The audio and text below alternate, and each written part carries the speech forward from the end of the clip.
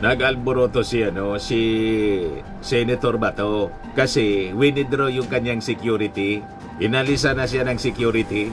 Senator Bato, meron po bang reaksyon ng palasyo na parang sabi niya tinanggal na daw yung security details sa kanya? Di ba? May hawak na kopya mga kababayan ng warrant of arrest galing sa ICC. Tapos babasa na lang siya ng Miranda rights. And a place to be fixed by the Senate and named in such writ into file his/her answer to said articles of impeachment within a non-extendable period of 10 days from receipt thereof. Noong March 23, nag-release po ako ng press release kung anong kahalagahan ng impeachment. Nagbabagang mga balita at pagtalakay sa mga isyu ng lipunan. Bulsa, opinyon, banat at paglalantad sa katotohanan. Bulsa, what you see is what you get. You decide. Joke time muna po tayo para lagi lang relax lang tayo palagi. Pero Mr. Marabilla, sinabalitaan mo nang winidraw na yung security detail, mga bodyguards ni Bato. Taranta na ngayon si Bato. Yan ang pag-usapan natin. Tapos, yung tungkol sa impeachment trial ni Sara Duterte, gumalaw na yung ating mga prosecutors. Nagpetisyon na mga kababayan sa Senado na isamo na si Sara Duterte. Pero dito muna tayo mga kababayan sa kwentong katatawanan. Padala ni Kim Chiland. Math class po tayo. Panahon nito ni Sara sa DepEd. Sabi ng teacher ng pangalan Sara, kapangalan ni Sara Duterte, "Hello class, susubukan ko kayo kung gaano kayo kahusay sa math." Tinawag mo na yung unang estudyante, si Ronald. Para niya talaga trupang Duterte, Ronald ba? De La Rosa. Tinawag si Ronald ni Ma'am Sara. Sabi ni Ma'am Sara, "Ronald, 2 plus 3. Sabi ni Ronald, 5 ma'am. Very good, sabi ni Ma'am Sara. Sabi ni Ma'am Sara, "Ikaw naman anya Bong." Kapangalan ni Bongo. 4 plus 5 anya. Sabi ni Bong, "Ma'am, 9. Very good." Sabi naman ni Ma'am Sara, "Ikaw naman Robin." Kapangalan talaga ni Robin Padilla din. 5 plus 4. Ang bilis-bilis ng sagot po ni Robin kay Ma'am Sara. Sagot ni Robin, 6 ma'am. Sabi ni Ma'am Sara, "Aba Robin, binaliktad ko lang yung tanong ko." Sagot ni Robin, "Ma'am, binaliktad ko din yung sagot ko. 6. Kabaliktaran ng 9. 6. O nga naman. Ang 9, pag binaliktad mo yung pakasulat, 6. Matalino si Robin. Anyway, joke man lang po. Matik na, 200 pesos. Kasali ka na sa monthly draw. 5,000 yung cash prize. Sa December po, yung mga hindi mabobonot, kasali pa rin. Ang grand prize po, 10,000 pesos. Balik na tayo dito sa ating topic. Kasi sabi sa balita, nag-alboroto si Senator Bato kasi winidraw yung kanyang security. Inalisa na siya ng security. Yan po, Senator Bato kasi nagtatago kayo, sabi ni Yossi Castro. Paano naman niya siya makukuha ng kanyang security na nagtatago siya? Ito po, Senator Ronald De La Rosa confirmed on Tuesday that his security detail was withdrawn by the PNP days after the arrest of former President Rodrigo Duterte by the International Criminal Court. De La Rosa revealed that he was informed about the recall only upon his arrival in Davao on March 24. So kahapon lang niya nalaman, dumating daw siya sa Davao. Nasa Davao pala siya ngayon. Kailang hindi nagpapakita sa publiko. O baka niluloko lang niya yung mga tao. Sinasabi niyang nasa Davao, pero wala man siya doon. Kasi nagtatago nga. Alangan man nagtatago ka pagkatapos sabihin mo kung nasaan ka ngayon. Malamang deception ang ginagawa niya para lituhin yung mga tao. Kasi tingin ko po, it is just a matter of time. At itong pag-recall sa kanyang security, ito ang malinaw mga kababayan na palatandaan na malapit na. Di niya, Mr. Maravillas, ang ibig mong sabihin na ilabas na yung warrant of arrest mula sa ICC at nasa kamay na ng Interpol? Malamang. Pero siyempre, secret yun. Tulad ng ginawa mga kababayan ng Interpol, ng ICC, nang ilabas mga kababayan yung warrant of arrest laban kay Digong, may naka-indicate doon na secret. Bigla na lang mga kababayan, nagdatingan yung mga pulis para salubungin si Digong mga kababayan doon sa NAIA. Biglang lumitaw si General Torre. Malamang ganun din mga kababayan ang mangyari kay Bato de la Rosa. Siyempre, hindi pa paalam yung warrant of arrest kung nasa kamay na ng ating mga authorities. At itong pag-recall ng kanyang security ay isang signos. Yung sabi dito, De La Rosa did not provide details on whether the recall was ordered by higher authorities or if it was a routine reassessment of security assignments. Siyempre, kung recall po, may utos galing sa taas. Malamang sa malamang galing mismo kay General Marbil. Tanggalan na niya yan ng security. Anyway, nagtatago na. Di ba? At para, pag nasa kamay na ni General de la Torre yung warrant of arrest, bubulaga na lang sa harapan ni Senator Bato, si General Torre. Nakasilip na si General Torre kay Bato.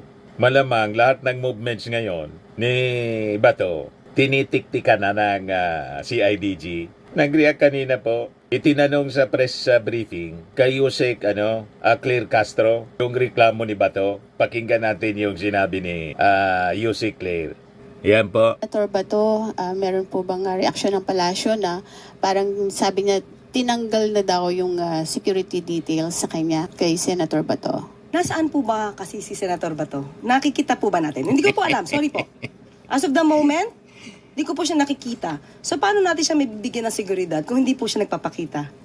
Sabi po niya pagdating niya sa kanyang, kung saan man siya nagpunta, pagbalik niya, wala na daw po sa kanilang, sa place, yung mga security detail. Pinag-report na daw po sa kanilang mga unit. Baka kasi po nawala po siya. So, hindi naman pwedeng tumambay lamang po yung security nang wala po siya. Siguro po, pagka siya yung nagpakita po, hindi naman po yan magiging problema. Thank you. Pagbalik ng security detail niya, ang kasama nun si General Torre na. Di ba? May hawak na kopya mga kababayan ng warrant of arrest galing sa ICC. Tapos babasa na lang siya ng Miranda rights. Tulad ni Digong. Ngayon, nirecall na siyempre yung kanyang security para maiwasan po yung EGK. Baka manlaban si Bato, madama yung kanyang security. Kung manlaban si Bato, di at least si Bato na lang yung manlalaban. Wala na siyang katulong sa pakikipaglaban. Yan ang malinaw na mensahe noon. Kaya mas maganda po, mag-voluntary surrender na lang siya at samahan na lang niya si dating Pangulong Digong doon sa The Hague kasi maganda yung kalagayan daw. Sabi ni Sara mismo, in very high spirits. Naka-adjust kaagad. Mga kababayan, ang namimiss lang daw ni Digong yung mga pagkaing Filipino. Pero yung trato sa kanya, superb, di ba? Binigyan talaga siya mga kababayan ng special treatment. Una, sa pag-aresto sa kanya, special yung pagtrato. Tapos doon mismo, mga kababayan sa The Hague, napakaganda ng pagtrato sa kanya doon. So,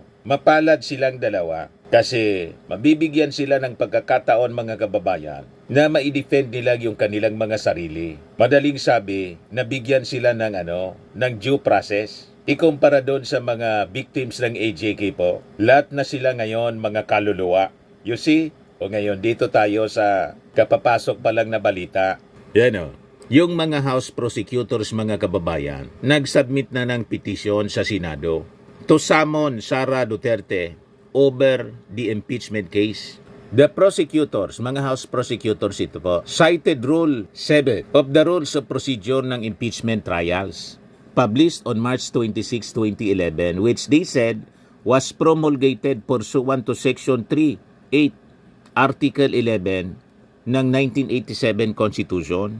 So sabi ng mga House prosecutors po, upon the presentation of articles of impeachment and the organization of the Senate as herein before provided, a writ of summons shall be issued to the person impeached, reciting or incorporating said articles and notifying him or her to appear before the Senate upon a day and a place to be fixed by the Senate and named in such writ and to file his/her answer to said articles of impeachment within a non-extendable period of 10 days from receipt thereof, sabi po sa rule. So pinapasagot na mga kababayan si Sara Duterte. Kailangang sagutin na niya yung articles of impeachment po.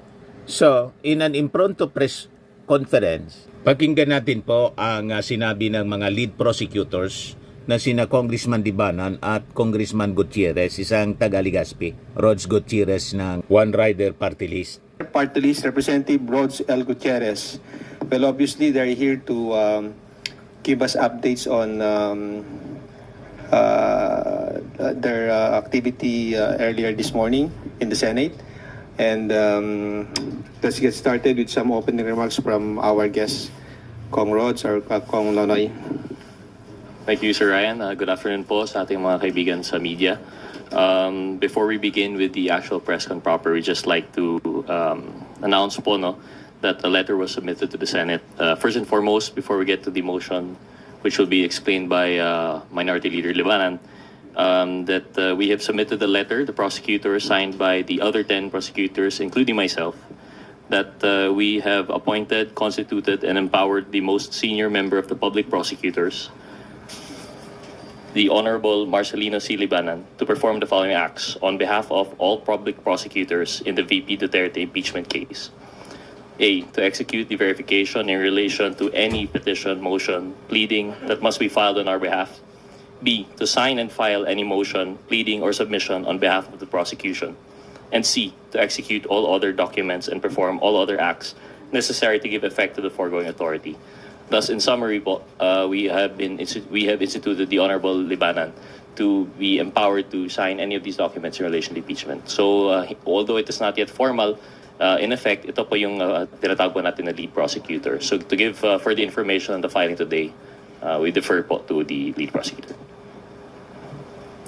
Salamat, Congressman Rods Gutierrez, sa inyo pong lahat. Magandang hapon. Sa sinabi po, tungkol sa sinabi ni Congressman Rods Gutierrez kanina, we filed a motion for entry with motion to issue summons sa Senado. Ito po ay tungkol sa pag-file ng House ng impeachment noong February 5 laban sa ating Vice President Sara Duterte.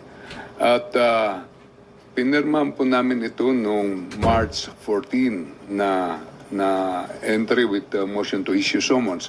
Pero hindi namin kaagad i-file dahil ang tingin po namin ay break nila. Sinasabi nila baka hindi sila makapagtrabaho dahil break na yung Senado. Pero apparently, nagkaroon po sila ng hearing last Thursday nung committee ni Senadora Amy. Ibig sabihin, nagtatrabaho pa rin po ang Senado. Kaya ngayong araw ay i-final po natin itong entry with motion to issue summons. Anong ibig po sabihin nito? Una ay ipinahayag po namin na nakahanda po ang House. Kahit po ngayon ay panahon din ng kampanya po namin, kami ni Congressman Rods Gutierrez ay nangangampanya, dahil inatasan po kami na maglitis, maging prosecutors, ay gagawin po namin ang aming tungkulin. At ayon po sa rules. Naka-trigger pala yung pagpa-imbestiga, Senate investigation mga kababayan ni Senator Amy Marcos sa pagpapa-aresto, pag-surrender ng ating gobyerno kay Digong sa ICC, sa Interpol pala, with warrant mula sa ICC. Ayan tuloy, nag-submit mga kababayan ng petisyon para simulan na dapat ang impeachment trial. Nagawa nga anya na mag-committee hearing kahit nasa pagbakasyon. Lalo pa itong may mandato sila. May mandato kami. Sabi ni Congressman Libanan. Pahamak siya, no? Pahamak talaga si Super Ate. Mapapabilis tuloy. Mga kababayan, yung impeachment trial nito, may formal petition na. Ayan, o. Of impeachment ng Senado, pag mayroong na-file sa Senado na impeachment complaint, the Senate shall start the proceedings forthwith. Simulan kaagad. Anong ibig sabihin ng forthwith? Without delay. Right away. Without delay. Yun po ang ibig sabihin po ng forthwith. So, kahit ano po ang ginagawa natin, dahil napakahalaga po ito, ay kailangan gumulong kaagad ang impeachment. At dahil po dito ay nag-motion kami na isyuhan ng summons ang ating Vice President para sagutin na po niya at kung maaari, kung kaya nila, naipakita naman nila na kaya nila nung mag-hearing sila sa Senado, magtrabaho po kami. Dahil noong March 23, nag-release po ako ng press release kung anong kahalagahan ng impeachment. Una, napakahalaga nito dahil it is the first reason is to prevent more harm, further harm. Kung may ginagawa ang isang opisyal na nakakasama sa ating bayan, hindi lang ito sa kahit sinong impeachable officer, ay kailangan ma-prevent yung harm na kanyang ginagawa. Second is to uphold the rule of law. May konstitusyon tayo at ito po'y nasa loob ng ating konstitusyon. Provide po ito na pag sinabi ng congressman na 1/3 of all the members ay didiretso na sa Senado. 1/3 of all the members didiretso na sa Senado. Why? Kasi representative ng taong bayan yung mga representative sa Kongreso. Pag sinabing 215 na members of Congress, that is 2/3 of all the members of the House. So mas malaking obligasyon po yan. Kailangan nananaig sa atin ang rule of law. Ang ating konstitusyon, ang pinakamataas na batas po sa atin. The third reason is to maintain public trust. Para palaging nagtitiwala ang taong bayan sa mga nanunungkulan. Dahil pag na-erode ang public trust, walang gobernong makakatayo. Ang pang-apat is to preserve institutional integrity. Kaya pag ganitong mga proseso, hindi po pwede na may delay, mga delaying tactics dahil napaka-mataas po ito na gagawin natin dahil ito po'y ang nililitis sa impeachment ay ang pinakamatataos na opisyal natin. Ang panglima is to set up precedent to deter future misconduct of high public officials. Para kung may hindi tamang ginagawa, ay sana hindi na mangyari. Kaya napaka-importante po ang prosesong ito at dahil sa entry with motion to issue summons ay pasasagutin na ang ating Vice President in a period of 10 days from receipt in accordance with the rules impeachment rules of the Senate na hindi pa naman nila binabago hanggang ngayon. Maraming salamat po. Also to acknowledge the presence of House Deputy Majority Leader Paulo Ortega Dapip and House Assistant Majority Leader J. Conghunap Zambales who were present earlier. Sir, thank you for dropping by. Let's now call on Tina Panganiban Perez for today's first question. Good afternoon po, sirs. Senate President Chis Escudero said that he will refer the pleading that you filed this morning to the Senate legal team so they can discuss this tomorrow. Why is there a need to do such, sir? Alam niyo, lahat po kami ay sumusunod. Lahat po tayo dapat sumunod sa Constitution. Kung sinasabi ng Constitution that the proceeding shall start forthwith, kailangan sumunod kami. Otherwise, pag hindi kami sumunod, kami na ang nagbabiolate ng ating Constitution. So, kahit anong ginagawa po namin, dahil napakahalaga ng prosesong ito, ay kailangan sumunod po kami sa ating pinaka-fundamental law. At yun po ang lahat ng oath of office namin ay based doon sa ating constitution at gagampanan namin ng walang anumang pasubali o hangaring umiwas ang aming mga sinumpaang katungkulan. In addition to what the minority leader has mentioned, the prosecution has collectively taken the stand that, given the Constitution says that the trial under the Senate will proceed immediately forthwith, we are of the opinion that legally sound naman po yung aming motion. However, we do understand that the good Senate President might have a differing opinion, and thus we would understand the reason for them to refer to their legal team. But we remain confident that our submission is in line with our legal theory po. Sirs, is the Senate violating the Constitution for every day that it does not start trial? It's already violating the Constitution, sir? May tinatawag na interparliamentary courtesy. Ayokong magsalita, pero ang gusto ko lang sabihin na ay nandun yung constitution natin. Lahat naman tayo nakakaintindi po niyan. Po. Sir, habang hindi pa po convened yung Senate Impeachment Court, pwede pong mag-file ng ganitong pleadings? Alam niyo po, kahit break po ang kami, alam niyo mo, hindi na lang itong ganitong hearings ang nadaanan natin. Mula ng 11th Congress ay marami na akong nakita. Kahit nung panahon ng mga break, obligado, because impeachment is separate from the regular hearings of the House. Kaya kahit break, pwede mag-constitute dahil napaka-importante po nito sa ating konstitusyon. Kahit nga hindi impeachment, nakikita po natin, nagtutuloy-tuloy yung hearings ng House, nagtutuloy-tuloy ng hearings ng Senado. Mas lalo na pag ganitong usapin na this is specified precisely by the Constitution on what is the important process. Correct. Ng taong bayan, pan silang idulog sa mga korte natin pag pinakamatataas na official ang pinag-uusapan. That's the reason why we have this process. Pero sir, earlier sinabi na po ni Senate President na magkaiba po yung regular hearings doon po sa impeachment. So, yung stand po ng prosecution panel, ganun pa rin na pinaka-importante itong impeachment at dapat forthwith simulan na. Napakaklaro ko po ng ating Constitution that the impeachment process shall start forthwith. Anong ibig sabihin ng forthwith? Right away, without delay. Kami naman po sa 11-man prosecution team, we have to follow this. That we have to assume our duties and responsibilities para gampanan po namin. Medyo gusto rin namin mangampanya, mag-break, ganun din. Pero because of this provision of the Constitution, wala kaming magagawa eh. Pero kung ano ang interpretation nila, sabi ko nga, basahin natin siguro.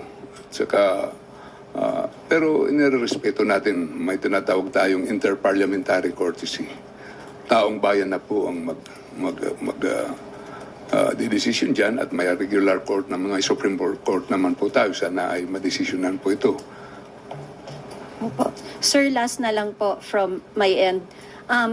You cited several provisions in the Constitution and the rules on the impeachment trial in your pleading. Do you think that's enough to convince the Senate legal team and the Senate President to change their timeline? Kasi ang naunang sabi after SONA pa po. Alam nyo, lahat ito nakikinig sa taong bayan, lalo na pag nakita nila na ang mga prosecutors ay handang gampanan ng aming tungkulin at nakahanda po kami. Sa iniutos sa amin ng buong Kamara, palagay ko makikinig sila dito. In addition to that lang po, siguro, as we mentioned, as the good Senate President has mentioned, that the Senate is ready to prepare for the trial, they are willing to go through the motions and any preparation that might be necessary even prior po, no? So in relation to the timeline, the motion filed by the prosecution to the Honorable Libanan, yung entry with the motion of summons, this could be considered one of those preparatory steps po, no? So we are of the opinion that legally they can tackle this matter even within the timeline that they have originally mentioned. So yun po. Thank you. Thank you, Tina Panganiban. Next, Rosalie Cas from UNTV. Good afternoon po, Kongs. I-reiterate ko lang po yung question po ni Ms. Tina. Kahit hindi pa nagko-convene yung Senate as an impeachment court, pwede na ba nilang aksyonan yun pong inyong entry of appearance at motions to issue summons? Ang pagkarinig ko kay Ma'am Tina kanina na magtatawag sila, magme-meeting sila at magde-decide sila. So, pwede kasi mayroon naman tayong tinatawag na special session. Pwede yun in the performance of their official duties. Pwede po yun. So kahit hindi pa rin po nanunumpa yung po mga senators as impeachment judges? Yung pagkakaisahan po nila, yun po ang pwedeng maging direksyon. So, alam nyo, napaka-veterano rin, lalo na ang ating Senate President Chis Escudero is a veteran lawmaker. Alam niya po ang posisyon ito. Pero pag-uusapan niya nila, ang tingin ko po ang Senate President, hindi naman siya magde-decision alone in this matter. Napakahalaga, alam nila yung kahalagahan po nito. Kaya mag-uusap-usap sila bilang isang Senado. Are you expecting them to act on this as soon as possible? Kasi po, dun po sa proposed schedule of calendar ng impeachment proceedings, yun pong June 4 ay nakalagay po na issuance of summons. So June 4 pa po. And that is 2 months away.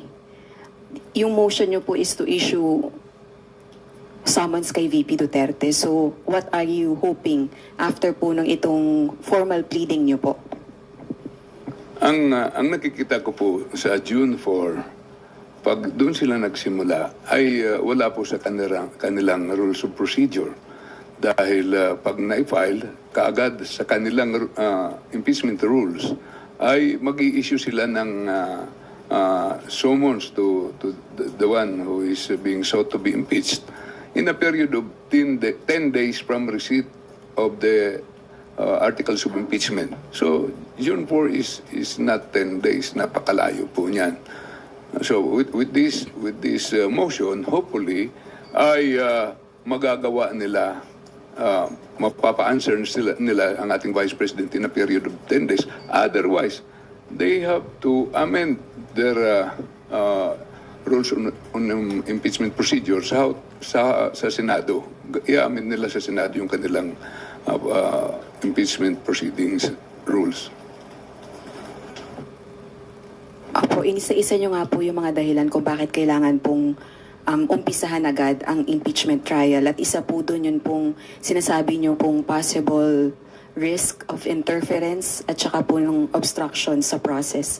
As of now po, na after almost 2 months na i-file nyo po yung verified impeachment complaint, may mga attempts na po ba to obstruct the impeachment process as well as to model the evidence and the witnesses? Alam niyo po, napakatataas na official po ang sinasubject sa impeachment process. Kaya sinasabi ng ating Constitution, forthwith, right away, without delay, dahil kahit ang ordinaryong mga kaso ay pwedeng ma-operate, yung tinatawag natin, i-operate yung mga testigo, yung mawala yung mga ebidensya, pag mahabang panahon, lalo na pag matataas na official, given na po yan. That is why our laws provided for these provisions in our Constitution and in our rules. Pero po kayo, personally, as designated House prosecutors, may mga ganun na po ba kayong attempt na nakikita as of now? Ayoko po sanang mag-discuss, pero may kanya-kanya po kaming assignments and I would not like to telegraph our punches. Ayaw din namin malaman nila kung ano ang hinahanap namin, ayaw din namin yon. We have to do our duty being prosecutors. Alright po, can you confirm na lang po yung statement na nag-conduct na po kayo ng mock trial, yun pong House Prosecution Panel last Tuesday, and how often are you planning to conduct such? No comment. So hindi confirmed yun po yung mock trial? No, I do not want to telegraph our punches. Alright, thank you po. Thank you, Rosalie. Big Simintak from Net25.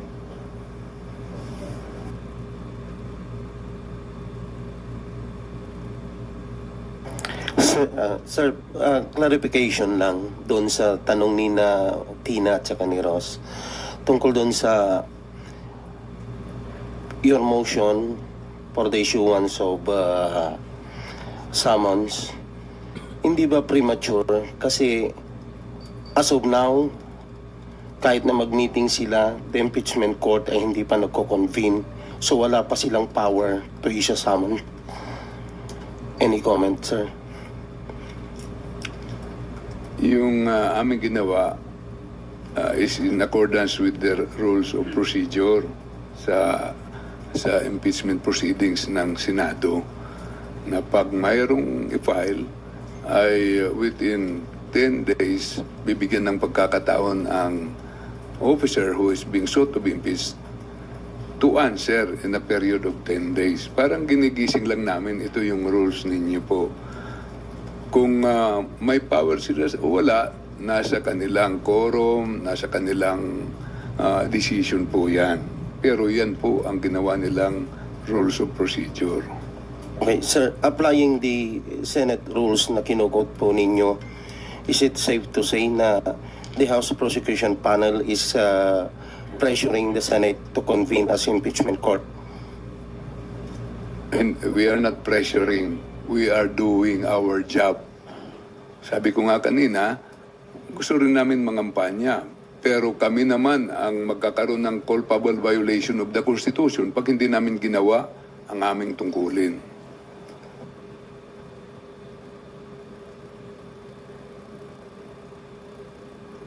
Thank you, Vic. Let's now turn to Earl Tobias from IBC 13. Oops. Okay natin. Good afternoon po, Kong Rog, Kong Libanan. Sir, focusing in naman po doon sa writ of summon, doon sa rule na merong non-extendable na 10 days itong impeach official para mag-respond formally doon sa articles of impeachment laban sa kanya. Supposedly, sir, in theory, na maaprubahan nila SP Escudero itong i-final natin na motion at nasa The Hague, Netherlands nga po si VP Sara Duterte. Does that mean, sir, na as soon as possible na ma-receive niya yung receipt nung motion na final ninyo, ay obligado po siyang umuwi ng Pilipinas para mag-file sa Senate ng kanyang response po dun sa articles of impeachment, sir? Thank you.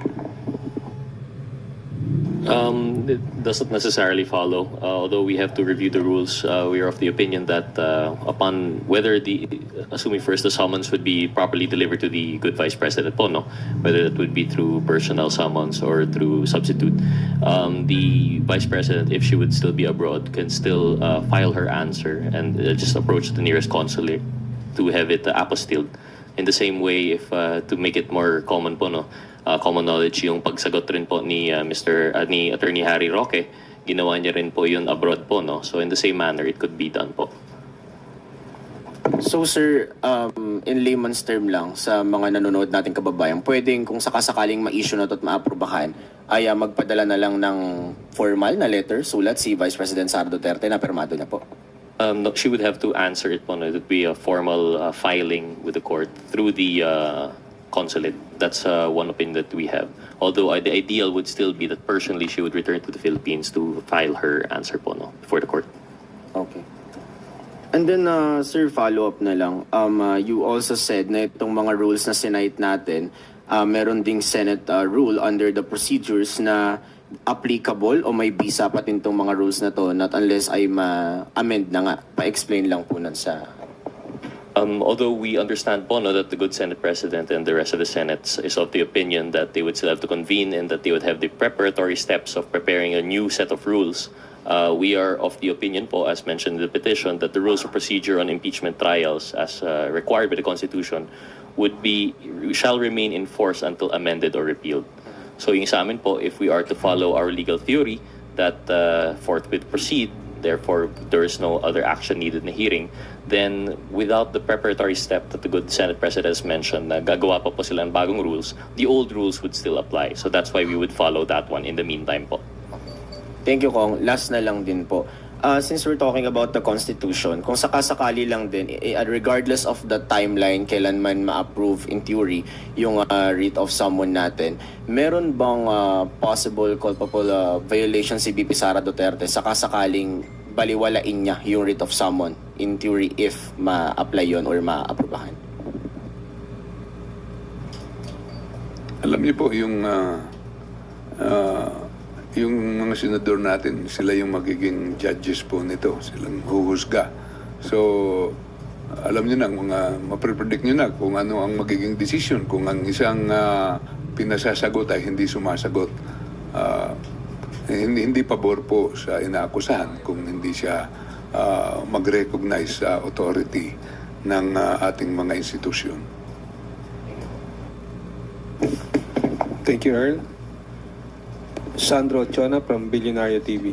Hi sirs, good afternoon po. So sir, basically ito pong ginawa natin is a nudge to the Senate na simulan na nga po yung impeachment process.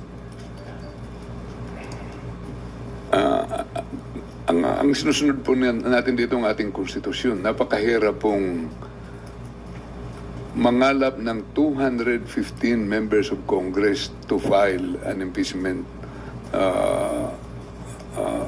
the articles of impeachment. Kaya sinasabi, pag inabot nyo yung 1/3 of all the members, it shall be endorsed to the Senate right away at ang impeachment shall start forthwith.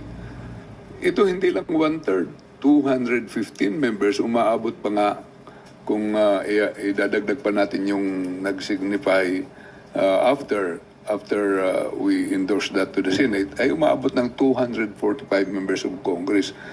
Hindi dapat baliwalain po ito. Kaya ang Constitution natin ay nagbibigay na ng mechanism na pabilisin kagad ito, upuan kagad dahil napakaseryosong bagay po ito. So kahit hindi po sinasabi ng ating mga lead prosecutors na this is a pressure to the Senate, in effect, it is a pressure. Nasimula na po ang impeachment trial kasi masyadong matagal kung June 2 pa, mga kababayan. Kating-kati na po ang ating mga congressmen at malamang si Sara, mga kababayan, parang hilong talilong na ngayon. Confused na siya kung alin yung uunahin, kung yung kanyang tatay o kanyang sarili. Yan kasi. Kaya mga kababayan, yung pangiti-ngiti ni Sara Duterte po doon sa Dahig, sa ginawang rally nila, maskara man lang po ito, pakitang tao. Naalata nga natin, medyo numipis po yung katawan ni Sara. Nangayayat po, parang si Harry Roque na, nangangayayat. Kasi siyempre hindi makatulog sa tambak na problema na kanyang pinasok. Ito pong mga problema ito. Lahat ito ginawa nila. Kaya naharap sila sa patong-patong na problema dahil sa kanilang sariling kagagawan. Dahil sa sobrang pagnanasa sa palasyo. Ito naman po, Firmax Firming and Lifting Cream, pinapahid po sa mga pulses in affected area. Mainam po sa paninigas ng mga kaso-kasuan. Ito naman po, Automax Radiant Serum. Sa mukha naman yung application, anti-aging po siya. You will look 10 years younger than your age. Sa mga cancer patients naman po, baka lang gusto ninyo itong itry. Nengsa Red Mix Fruit Drink. Hindi mo po siya gamot, food supplement siya. Kaya lang, gawa siya mga kababayan sa goji berry. Yung goji berry, may anti-cancer properties. O ngayon, yung mga inquiries ninyo, dumiritso na lang kayo sa aming messenger sa Facebook para masagot namin agad. Ayos pa? Ayos na ayos niya, Mr. Maravilla. At sa mga naghanap po ng malinis and spacious fitness gym, pumunta lang po kayo sa aming Colossal Fitness Gym. May Grab ka rental din po kami. Ito naman po yung bago naming product na binibenta online. iGlow Serum Whitening po siya. Tingnan ninyo yung epekto sa aking anak na architect before and now. Yung mga inquiries po ninyo, dumiretso na lang kayo sa kanyang Facebook account, Riz Maravillas.